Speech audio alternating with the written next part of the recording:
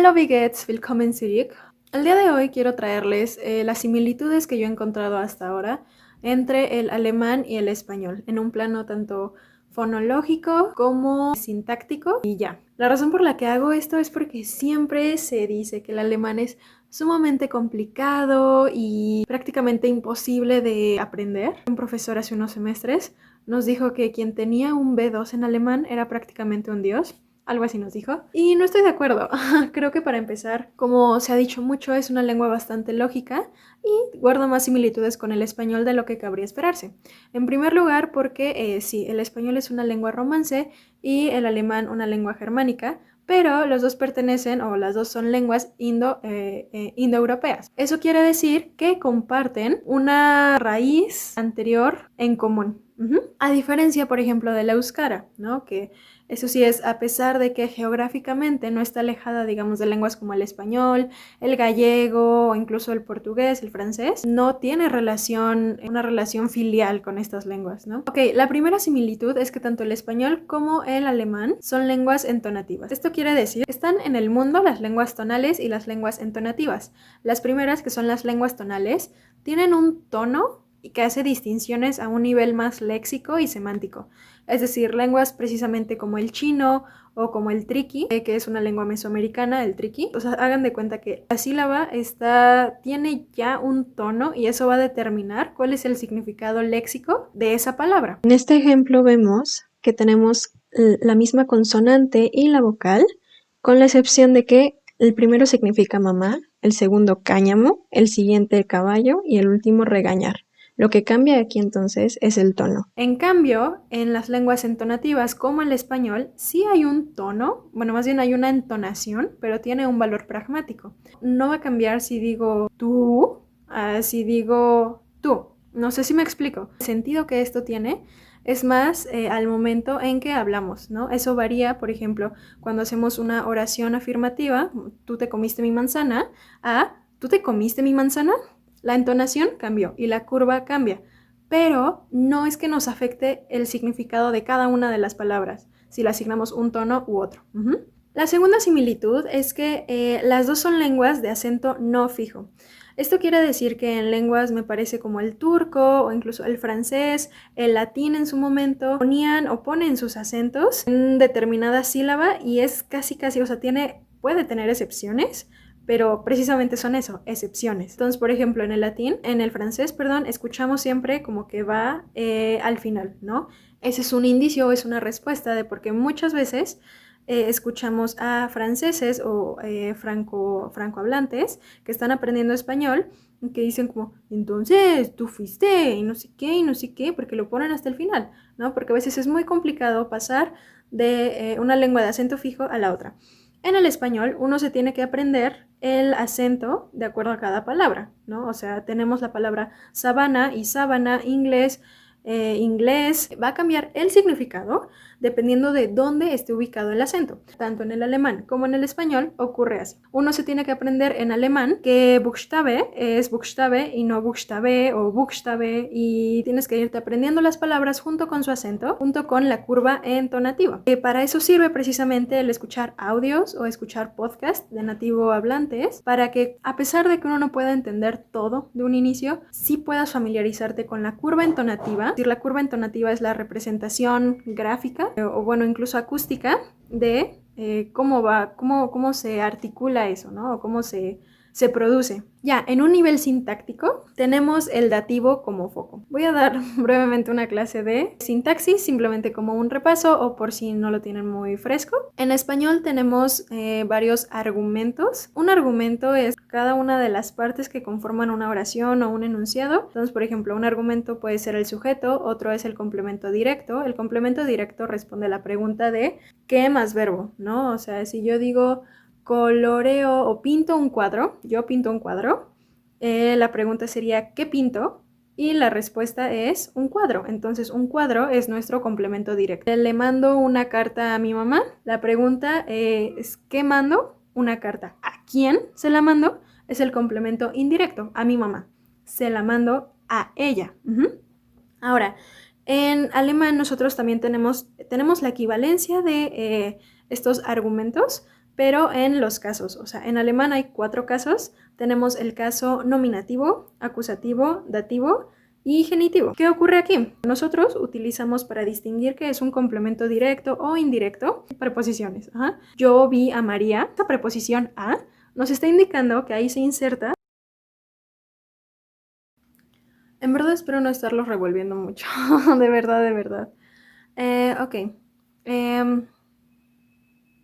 Muy bien, estábamos en lo del dativo. Vamos a quedarnos con esta construcción. Me gustan los libros, ¿no? Digamos, que es como muy transparente en mi caso. Los libros, sujeto, gustan, verbo en plural, a mí. Porque si no sería como yo gusto de los libros. ¿Me explico? Bueno, en alemán tenemos exactamente la misma construcción. Mir, que cumple la función de dativo, totalmente equivalente al me, de me gustan los libros, es el mir. Mir gefallen die Bücher. Entonces, mir, que es el dativo, gefallen es el verbo, y die Bücher, sujeto, totalmente un sujeto. Acomodado sería die Bücher gefallen mir. Pero justamente esto tiene que ver ya más con otro nivel de análisis. El foco o lo que interesa en esa oración es realmente yo. ¿A quién es el afectado? No son los libros, sino lo que me importa decir es que a mí me gustan. Ahora yo sé que muchas veces olvidamos o se nos va o nos enseñan mal y pensamos que en la oración, pensamos que el sujeto es un yo, pero realmente no es así. Si lo percibimos de esa manera es precisamente porque lo que nos interesa en el fondo decir, o lo más importante ahí es el yo, ¿no? Es referirse al mí, pues. ¿Me expliqué? Espero que sí. Lo siguiente es la marcación de oraciones subordinadas. El español tiene una estrategia para marcar las oraciones subordinadas, donde tenemos nuestra oración principal. Una oración subordinada es simplemente una que depende de una oración principal y que realmente no tiene un sentido pleno si no va acompañada de esta, ¿no? O prefiero que me oigan, digamos, para cambiar eso de me gusta. Prefiero que me oigan. Si yo les dijera solamente como que me oigan, es como, ¿que me oigan qué? Lo podremos cambiar por algo más como un deseo, una súplica, un ruego. Si dijéramos, ojalá que me oigan. Y eso ya es otro asunto. Pero de inicio, sí nos haría falta una oración principal. En español precisamente tenemos esta palabra que nos indica muchas veces que ahí hay una oración subordinada. Y hay oraciones subordinadas, así se los puedo dar a chorros, en español al menos. Y además se suele usar el subjuntivo. El subjuntivo es un modo verbal. Nosotros tenemos el imperativo, el indicativo y el subjuntivo. No me voy a meter ahorita en eso. Pero básicamente, si nosotros decimos ellos oyen, ese es el indicativo y estoy indicando que los niños oyen. Pero si yo digo prefiero que me oigan, los niños oigan. Y ahí ya cambia, oyen, oigan. Entonces básicamente ese cambio también es como una estrategia para, que tiene el español para marcar o para introducir oraciones subordinadas. El alemán también marca oraciones subordinadas. Y lo hace, bueno, gráficamente a través de comas, pero también cuando tenemos conjunciones, palabras ahí como ven, weil. Cuando tenemos esas palabras, sabemos que estamos ante una oración subordinada. No me puedo adentrar tantísimo en esto porque apenas las voy a ver, pero son cosas que he observado en la gramática, sobre todo con wenn y con weil. Tenemos que lanzar el verbo hasta el final. Por ejemplo, decir, wenn ich Schlaf habe, trinke ich ein Glas Tee. Y hasta ahí nos vamos a quedar. No quiero tampoco aventarme como una hora aquí hablando de, sí, claro, esto. Las siguientes dos son mucho más fáciles y no sé por qué no empecé por esas, ¿ok?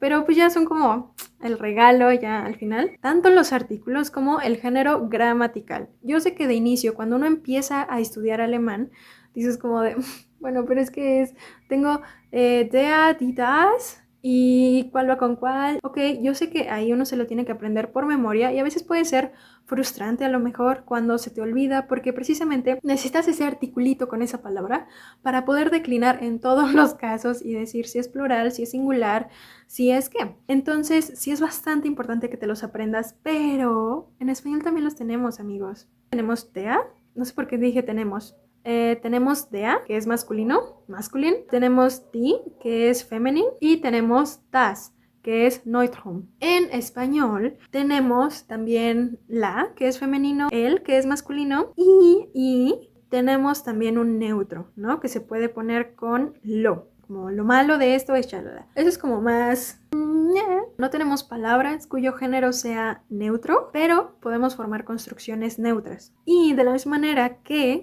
nosotros cuando aprendemos alemán tenemos que aprendernos el género de cada palabra, pues también en español, cuando alguien que no habla español lo está aprendiendo, tiene que aprenderse la flor, el cojín, el sillón, el suelo y demás. Ahora sí, obviamente hay excepciones, hay excepciones. Tenemos simplemente el agua, el azúcar, que más bien por cuestiones fonológicas o fonéticas, no decimos la agua ni la azúcar, a pesar de que las dos palabras son femeninas. El agua sucia, no sucio. El agua sucio, no. De igual manera, el azúcar morena, yo lo he visto siempre el azúcar moreno, y es como, no, es morena. Y esto, ¿para qué nos sirve o por qué es importante que lo mencione? Pues porque precisamente tanto en español como en alemán tenemos las concordancias de los sustantivos con sus adjetivos. Y pues ya, hasta ahora aquí le vamos a dejar.